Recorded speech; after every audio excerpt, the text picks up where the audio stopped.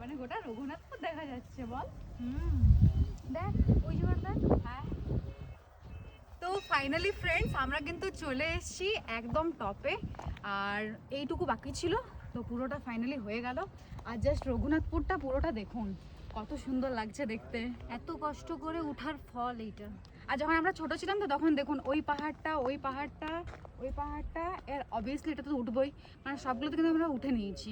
দেখি দে তো, দেখ দেখুন কত সুন্দর নাজারাটা জাস্ট লাগছে দেখতে নিচের থেকে।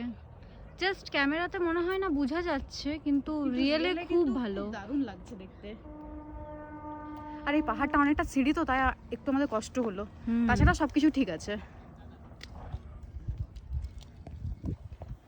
এবার স্টার্ট হবে আমাদের ব্লগ, মিনি ব্লগ। হ্যাঁ, মিনি ব্লগ, সবাই দেখতে থাকুন আর সঙ্গে থাকুন।